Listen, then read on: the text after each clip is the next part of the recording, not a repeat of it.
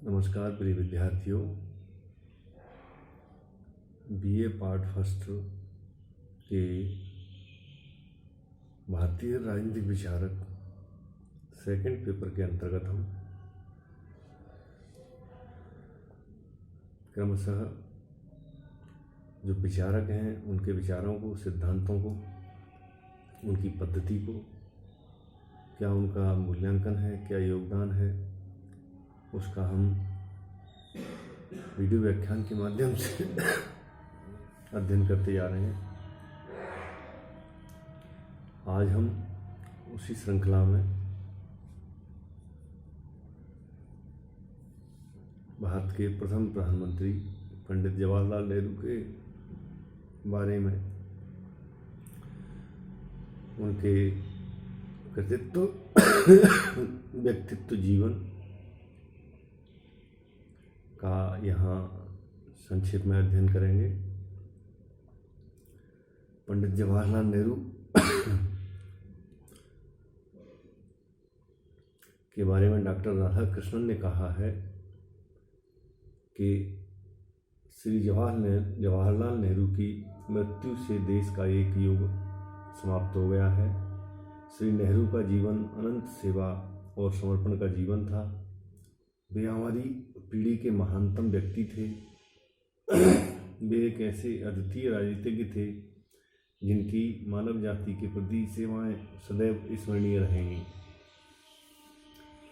उनके जीवन से जुड़े हुए इस वक्तव्य को राधाकृष्णन ने अपने विचारों में कहा है और उनका कहने का जो भाव है कि उन्होंने अपने जीवन को देश के एक युग के रूप में समर्पित किया, अनंत सेवा की एवं हमारी पीढ़ी के महानतम व्यक्तित्व थे वो, और अपने आप में एक विशेष अद्वितीय राजनीतिज्ञ थे। मानव जाति को उनकी अविस्मरणीय जो जीवन से संबंधित, व्यक्तित्व से संबंधित शैली है वो याद रहेंगी। नेहरू को हम प्लेटो, अरस्तू, Locke, Hobbes, Rousseau, Hegel, Green, मिलिया, मार्क्स जैसे उन राजनीतिक विचारकों की श्रेणी में नहीं रख सकते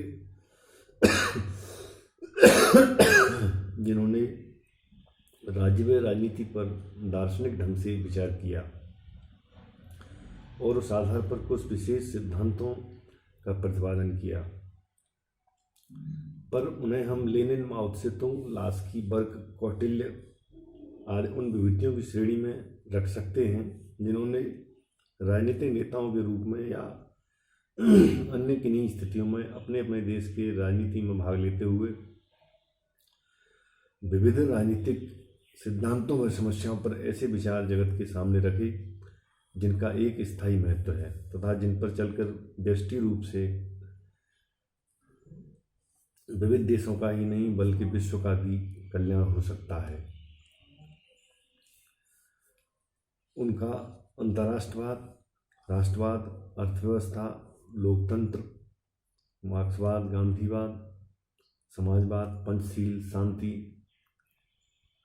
सह अस्तित्व, निर्गुणता आदि व्यवहारिक राजनीति के विविध प्रश्नों पर व्यक्त उनके विचार इतने मूल्यवान, प्रगतिवादी किंतु व्यवहारिक रहे। उनके कारण नेहरू भारत व विश्व के राजनीतिक क्षितिज पर अपना नाम एवं जीवन समर्पित कर गए। भारत में तो सन 1929 से 1964 तक के काल को नेहरू युग का काल भी कहा जाता है, यानी 1929 से लेकर के 1964 तक, उनके देहावसान तक नेहरू युग को माना जाता है।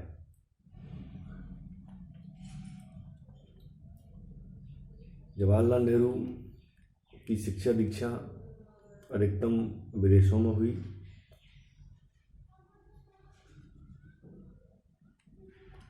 इन्होंने थियोसॉफिकल सोसाइटी से संबंधित श्रीमती एनी बेसेंट के सुझाव पर एक आयरिश शिक्षक टी ब्रुक्स को उन्हें घर पर ही पढ़ाने के लिए रखा गया। ब्रुक्स के अध्यापन के प्रभाव के कारण जवाहरलाल नेहरू ने स्कॉट, चार्ल्स डिकेंस, थ्रैके, शर्लक होम्स, मार्क ट्वेन आदि अंग्रेजी साहित्यकारों के साहित्य में रुचि उत्पन्न हुई।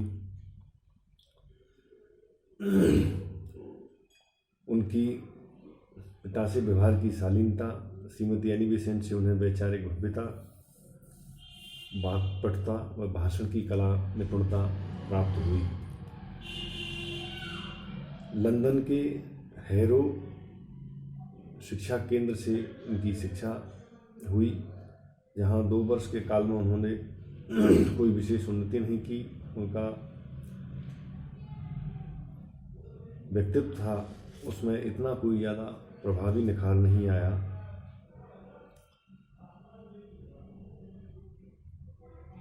फिर भी उन्होंने वहाँ रहते हुए ब्रिटेन की राजनीति के प्रति आकर्षण उत्पन्न किया। सन 1907 में उन्होंने उस ट्रिनिटी विद्यालय में प्रवेश लिया जो इंग्लैंड के अधिकांश राजनीतिज्ञों व राजनेताओं के उत्पादन के लिए प्रसिद्ध है। कैम्ब्रिज विश्वविद्यालय में नेहरू ने राजनीति व साहित्य का अध्ययन किया। लंदन के इनर टेम्पल विद्यालय में उन्होंने बैरिस्टर या अधिवक्ता की शिक्षा प्राप्त की। 1921 में स्वयं उन्होंने यह स्वीकार किया था कि वे पूरी तरह से हैरो व कैम्ब्रिज के अधिकांश पूर्वाग्रहों से ग्रस्त हो गए और भारतीय होने की अपेक्षा संभवतः अंग्रेज अधिक हो गए।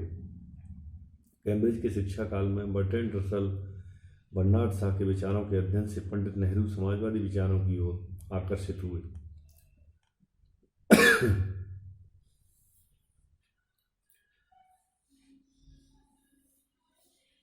इंग्लैंड से जब लौट करके पुनः इलाहाबाद आए, वकालत की, सार्वजनिक जीवन व राजनीति की ओर उन्मुख होते चले गए एवं 1915 में इलाहाबाद में एक जनसभा में भाषण दिया, जिसने सभा के श्रोताओं के अतिरिक्त इलाहाबाद के उस समय के उच्च बैरिस्टर तेज बहादुर सप्रू को भी इतना अत्यधिक प्रभावित किया कि उसी समय वे लोगों में उनके भावी जीवन के सार्वजनिक रूप पर उनकी चर्चाएं होने लगीं। सन 1917 के गृह शासन आंदोलन, होम रूल मूवमेंट ने पश्चिमी सभ्यता में रंगे जवाहरलाल नेहरू को भारतीय राजनीति के प्रति आकर्षित किया। 1918 में वे किसान सभा के उपाध्यक्ष निर्वाचित हुए। 1929 को उन्होंने उस हड़ताल में भाग लिया जिसका आह्वान महात्मा गांधी ने रॉलेट एक्ट के विरोध में किया था। राजनीति का जीवन प्रारंभ यहीं से हुआ। यह कहा जाता है कि उन्होंने राजनीति में लाने का मुख्य श्रेय मुख्य रूप से महात्मा गांधी को जाता है। 1920 में उन्होंने वकालत छोड़ दी और पूरी तरह से राजनीति में उतर आए और महात्मा गांधी द्वारा संचालित आंदोलनों में उन्होंने सक्रिय भाग लेना प्रारंभ कर दिया।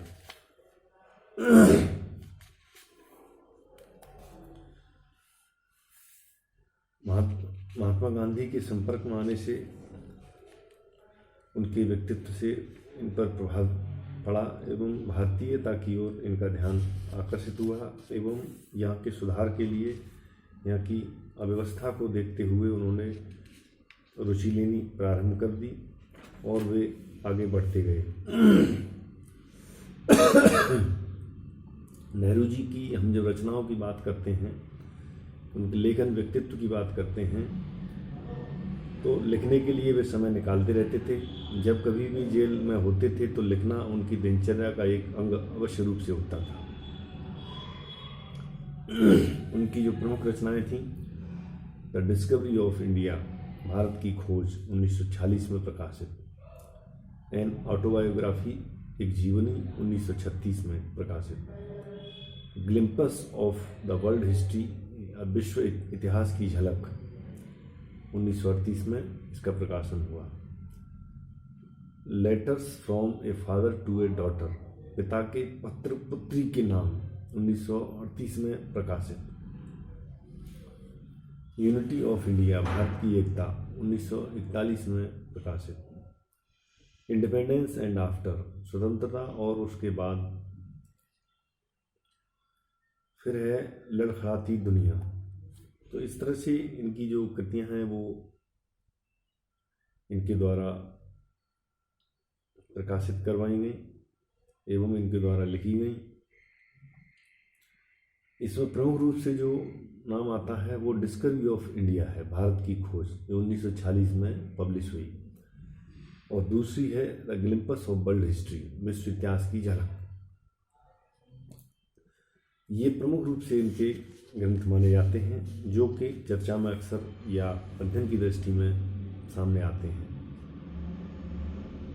नेहरू के दर्शन की हम जब बात करें तो उनके दार्शनिक सिद्धांतों पर या जीवन पर पश्चिम के व्यक्तियों का जो प्रभाव रहा, उनमें पैटर्न, ऑस्कर वाइल्ड, इसके अतिरिक्त मिल, ग्लैडस्टोन, मॉर्ले के विचार बहुत व्यापक रूप से पड़े। जीवन दर्शन का निर्माण दार्शनिकों जैसे बौद्धिक स्वाध्याय, तात्विक तर्क वितर्क से नहीं हुआ। इससे भिन्न उनके दर्शन का आधार उनका स्वयं का अनुभव तथा उसके आधार पर विचारों का सृजन करना था। इतिहास के संबंध में बात कही जाती है, इसके लिए वे उन महान व्यक्तियों में से थे जिनका क्रियाकलाप अत्यंत ज़्यादा प्रभावी इतिहास के क्षेत्र में नहीं रहा। इतिहास के निर्माण में समसामयिक परिस्थितियों का भी बड़ा महत्वपूर्ण हाथ होता है। इस संबंध में उनकी प्रवृत्ति मार्क्स की तरह सामाजिक व आर्थिक व अन्य सामयिक परिस्थितियों को इतिहास के निर्माण तत्व मानने की थी। आज के लिए इतना ही, धन्यवाद।